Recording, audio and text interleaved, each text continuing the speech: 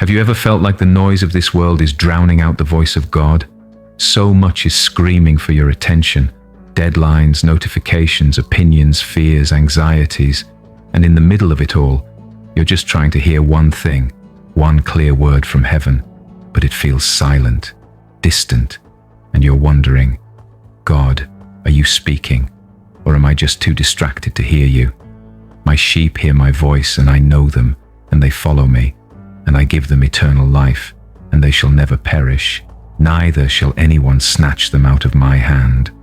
John 10:27-28. Friend, the voice of God has not stopped speaking, but in this loud, overstimulated world, we've often lost the ability to be still enough to listen. God's voice is still moving, through Scripture, through His Spirit, through the still, small whisper that calms our storms. But you and I are going to have to turn the world off if we truly want to hear Him. Be still and know that I am God. Psalm 46:10. Stillness isn't just about silence, it's about surrender. And nothing cultivates surrender like fasting and prayer. Throughout the Bible, this powerful combination was used not to twist God's arm, but to quiet the soul, humble the flesh, and make space to truly hear Him. Could it be that what you've been praying for, the breakthrough you've been hoping for, the wisdom, the clarity, the next step, is only going to be found when you choose to fast, pray, and shut out the noise? When I went up on the mountain to receive the tablets of stone, I stayed on the mountain 40 days and 40 nights. I ate no bread and drank no water. Deuteronomy 9:9. Moses fasted, he climbed higher, and there he received the voice of God. Daniel fasted and prayed for 3 weeks before receiving an angelic answer. Jehoshaphat called all of Judah to fast when a great army was on its way. Even Jesus told his disciples in Mark 9:29, "This kind can come out by nothing but prayer and fasting." This isn't about religion, it's about desperation. It's about choosing what matters more, God's voice or the world's noise. Fasting and prayer silences the world and opens your spirit. It humbles your flesh and awakens your soul. It breaks chains and prepares your heart. It invites the presence of the Holy Spirit. It positions you for revelation, wisdom, and divine intervention. You don't fast to get something from God. You fast to get closer to God. You don't fast to manipulate heaven. You fast to tune your heart to heaven. Man shall not live by bread alone, but by every word that proceeds from the mouth of God. Matthew 4:4. Do you hear that? Your soul doesn't live by food, it lives by His word. And that word, His voice, is what sustains you, guides you. And if you've been dry, tired, unsure, this is your call. Shut it all down, turn the world off, and hear your shepherd's voice again. Let's pray. Lord Jesus, we come before you, tired of the noise, desperate for your whisper. We've been so distracted, so busy, so consumed. But now, we stop, we bow, we surrender.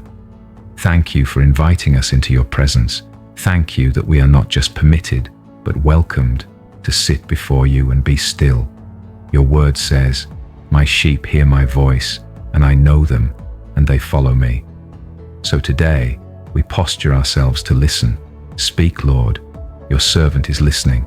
Father, we repent for every moment we let the world's noise become louder than your voice.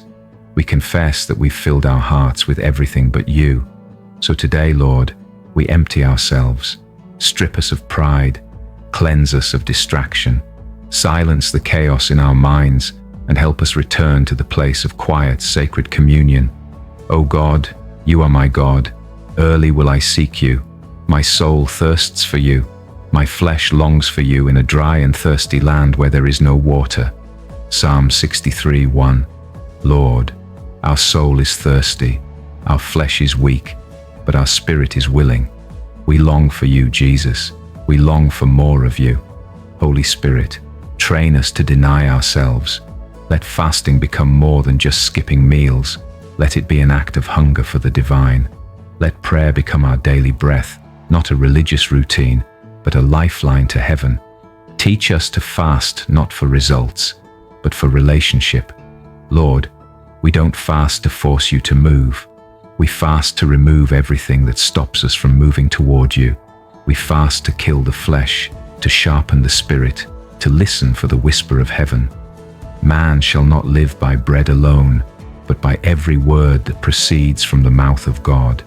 We want your word, God, not just the written word, but the spoken word, the voice that speaks to our situation, the voice that comforts, corrects, calls, and commissions. We want to hear you again, Father. We want to follow wherever you lead. So now, Father, quiet every other voice, shut out the world, and let our ears be tuned to the frequency of heaven. Listen to my words, Lord. Consider my lament. Hear my cry for help, my King and my God, for to you I pray. In the morning, Lord, you hear my voice. In the morning I lay my requests before you and wait expectantly. Psalm 5:1-3. And so, Lord, we wait expectantly, not for answers, but for you, because we know that with you comes peace, joy, healing, and breakthrough. I speak now over every heart that feels lost. You will hear God's voice again. Over every mind clouded by confusion, clarity is coming. Over every soul battling fear and doubt, freedom is near. And over every believer waiting for direction, God is speaking, and you will know it when he does. In Jesus' name we pray. Amen.